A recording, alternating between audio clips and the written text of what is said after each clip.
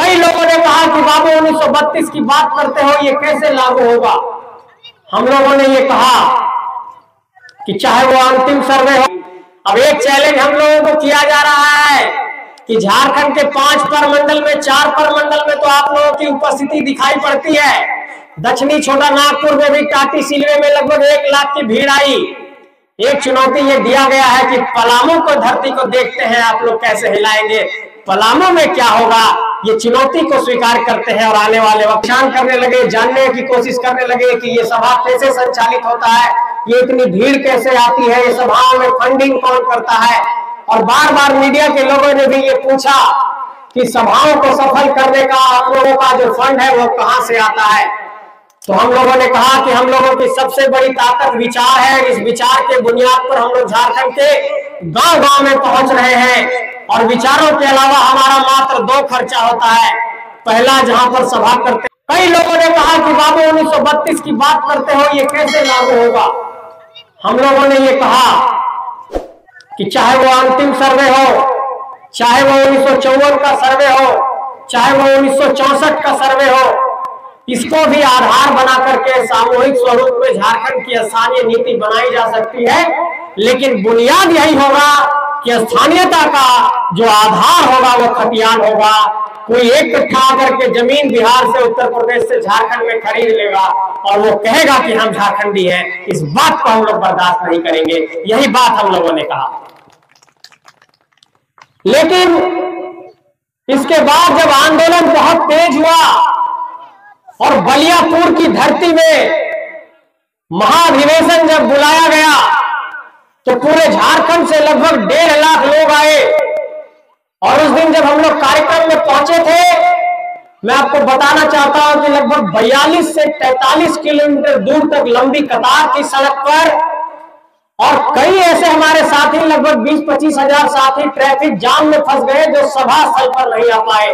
मतलब लगभग अगर सभी लोग सभा स्थल पर आते तो बलियापुर के उस हवाई पट्टी के मैदान में 2 से 2.5 लाख लोग जमा होते। और वहां पर झारखंड के आम जनमानस से, आम जनता से हम लोगों ने एक राय मांगा कि हम लोग लगातार लड़ाई लड़ रहे हैं, लगातार झारखंड में विधानसभा को घेर रहे हैं, लगातार धरना प्रदर्शन कर रहे हैं, सरकार से स्थानीय नीति की मांग कर रहे हैं, सरकार से नियोजन नीति की मांग कर रहे हैं, सरकार से झारखंड की नौकरी में झारखंडियों को स्थानीयता के आधार पर परिभाषित करने की मांग कर रहे हैं, झारखंडियों को प्राथमिकता देने की बात कर रहे हैं, ओबीसी को 27% आरक्षण देने की बात कर रहे हैं। तो सरकार ने तमाम मांगों को दरकिनार करते हुए हमारे साथियों पर लाठियां बरसाई और उनको थाने में बंद किया, कई साथियों पर केस मुकदमे दर्ज किए। तो हम लोगों ने आम लोगों से पूछा कि क्या करना चाहिए। तो जनता ने एक स्वर में बलियापुर के हवाई पट्टी के मैदान में विनोद बाबू के धरती पर विनोद धाम में ये कहा कि विनोद बाबू ने कहा था कि पढ़ो और लड़ो, आप लोग पढ़ो और लड़ो के साथ इस लड़ाई को आगे बढ़ा रहे हैं कि लेकिन पढ़ो और लड़ो के साथ अब आपको विकल्प देने की भी बात करनी होगी। और उस दिन यह ऐलान हुआ कि जेबीकेएसएस एक राजनीतिक दल के तौर पर परिणत होगा और एक नए राजनीतिक दल के स्वरूप में सामने आएगा। और उसके बाद हम लोग धीरे धीरे इस विषय पर आगे बढ़ने लगे और झारखंड में इस संगठन को आगे ले जाने लगे। लेकिन उसके बाद फिर एक विचार सामने आया कि क्या झारखंड के अलग अलग इलाकों में यह विचार पहुंचा है। तो हम लोगों ने यह फैसला किया कि हम लोग बड़े बड़े सभाओं के माध्यम से, बदलाव संकल्प सभा के माध्यम से जनता के बीच जाएंगे और उनको बताएंगे। और ये आरोप लगाया गया हम लोगों के ऊपर कि ये आंदोलन किसी क्षेत्र का है, ये आंदोलन सिर्फ बोकारो धनबाद का है, ये आंदोलन सिर्फ किसी जाति विशेष का है। तो हम लोगों ने कहा कि इस मिथक को भी तोड़ेंगे। और जब बलियापुर का अधिवेशन खत्म हुआ तो 16 जुलाई 2023 की तारीख को हम लोगों ने ये बड़का गांव से ठीक बगल में हजारीबाग जिले में गांधी मैदान में हम लोगों ने एक ऐसी सभा की जहां पर भी 60 से 70 हजार लोग आए। और उसके बाद लोगों ने कहा कि लोग कहते थे कि सिर्फ बोकारो धनबाद में ये भीड़ है, ये भीड़ तो हजारीबाग में भी दिखाई पड़ती है। जब हजारीबाग में सभा किए तो लोगों ने ये कहा कि अरे मांडू और रामगढ़ के लोग लगता है हजारीबाग आ गए थे इसलिए भीड़ हो गया है। तो हम लोगों ने कहा कोई बात नहीं, हम लोग चले गए बिहार सीमा से सटे हुए चतरा में, वहां भी 50,000 की भीड़ आई। हम लोग चले गए सीमा से सटे हुए कोडरमा में, वहां भी भीड़ आई। तो लोग कहने लगे कि नहीं, उत्तरी छोटा नागपुर में ही सिर्फ आंदोलन है। हम लोगों ने इस चुनौती को भी स्वीकार किया।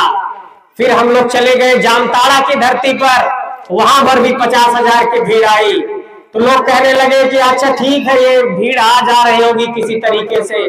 कोल्हान की धरती का क्या हाल है? तो हम लोग चले कोल्हान की धरती पर, वहां पर भी 60-70,000 50,000 की भीड़ आई। अब एक चैलेंज हम लोगों को किया जा रहा है कि झारखंड के 5 प्रमंडल में 4 प्रमंडल में तो आप लोगों की उपस्थिति दिखाई पड़ती है। दक्षिणी छोटा नागपुर में भी टाटी सिलवे में लगभग 1 लाख की भीड़ आई। एक चुनौती ये दिया गया है कि पलामू को धरती को देखते हैं आप लोग कैसे हिलाएंगे, पलामू में क्या होगा, ये चुनौती को स्वीकार करते हैं। और आने वाले वक्त में पलामू की धरती पर भी झारखंडियत की आवाज बुलंद होगी। ये भरोसा दुल्मी की धरती से आप लोगों को देना चाहते हैं। और जब झारखंड के तमाम इलाकों में ये आंदोलन की आवाज पहुंची, तमाम सभाओं में जब इतने लोग पहुंचने लगे, तो लोग कहने लगे कि लगता है कुछ नया चीज हो रहा है, इसलिए नौजवान लोग आ रहे हैं और इसमें कहीं पर भी कोई भी मंच पर चढ़ जा रहा है, कोई भी भाषण दे रहा है, इसमें कोई संगठन का स्वरूप नहीं है। हमने कहा कि ये झारखंड हमारी माटी है और हम लोग माटी को माँ के समान मानते हैं।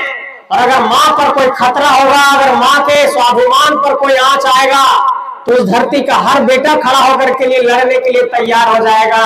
और ये लोकतंत्र की सबसे बड़ी ताकत है कि जहां पर 50,000 60,000 की भीड़ जुटी, वहां पर कोई एक आम झारखंडी बेटा भी गया तो उसको बोलने का अवसर मिला, उसको नेतृत्व कौशल को निखारने का अवसर मिला और उसको एक तरीके से जनता के बीच अपने विचारों को रखने का अवसर मिला।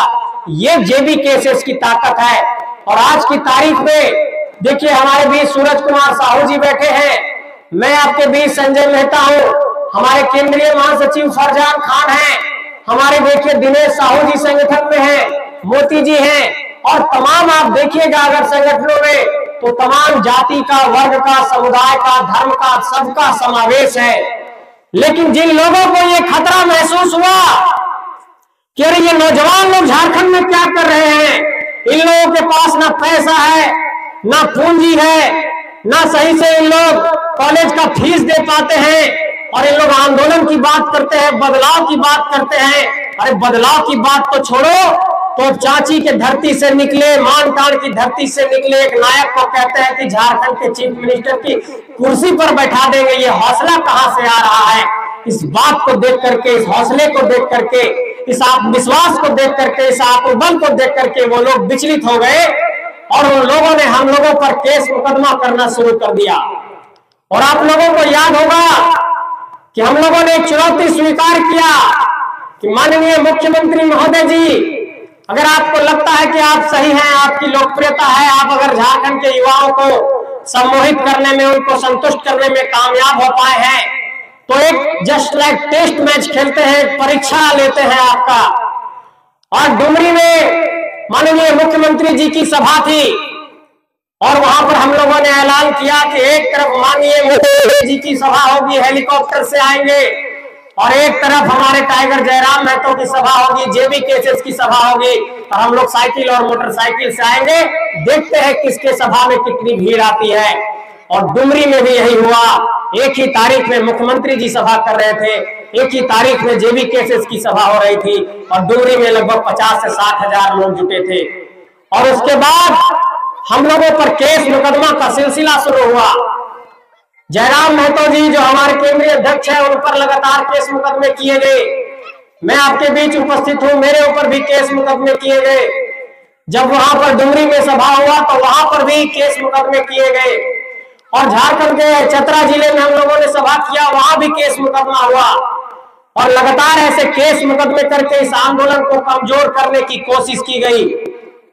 और उसके बाद चाहे वो झारखंड में निगरानी के हो, या खुफिया विभाग वाले हो, या स्पेशल ब्रांच वाले हो, पुलिस वाले हो, लगातार हम लोगों को परेशान करने लगे, जानने की कोशिश करने लगे कि ये सभा कैसे संचालित होता है, ये इतनी भीड़ कैसे आती है, ये सभाओं में फंडिंग कौन करता है।